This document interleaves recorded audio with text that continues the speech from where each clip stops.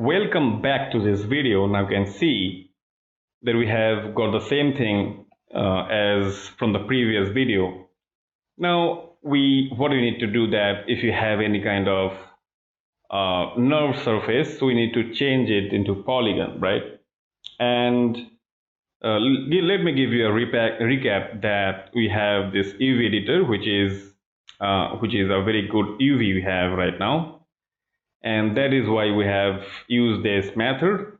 And now go to modify, go for this convert, and we have this nerves to polygon. And here there's the same thing I need to do, and I don't think so that I need to do this, and we can use that thing.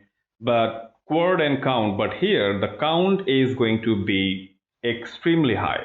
Means I can tell you that 2000 kind of thing. So apply and close. And why this is very high, and let me show you that this is not looking good. What I need to do, I need to make it reverse. So go to mesh display and reverse it in order to look it correct.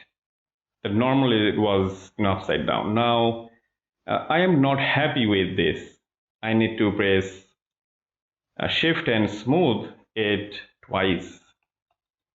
So you can see that I have got really long, like very dense mesh kind of thing. So this is a very high poly. And why I am using this high poly? Because of this one is not that high poly, but this is a very high poly. Why this is so?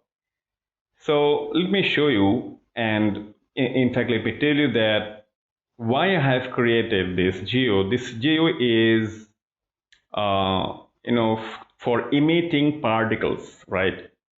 And this is a flow kind of thing. So that this is the flow is going to be flowing something like this, like so, right? You got the idea, I guess, right? So now the particles is acting like that it is traveling to the vertex. In fact, vertex is called UV, right? UV and vertex, the same thing. You can see. So from here to there, from here to there, the vertex is going to flow. So that is, I have told you that if you have a decent, nice gapping thing, so the particle is going to be very smooth and constant speed will be getting. Otherwise, if the distance is very big, from that point to that point is going to be very fast movement of that particle. All right. So extremely important step, which is very hidden kind of step, but it is extremely important. So now you can see exactly from there it is going to be happening. So if you have a very low resolution model, what will happen? The flow of your particles is going to be very not smooth, you can say, right? It's going to be very conky and jerky and so on, right?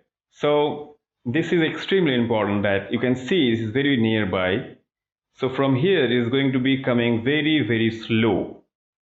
All right. So when it will be reaching here, it is going to be a bit faster. You can see that we have much more gap in here rather than here. So this is extremely important part of this video, that you have to make it very dense in order to get lots of UV, and the UV spacing has to be small so that you can have a small, or maybe you have a small gap, and it can travel through this with a decent speed kind of thing.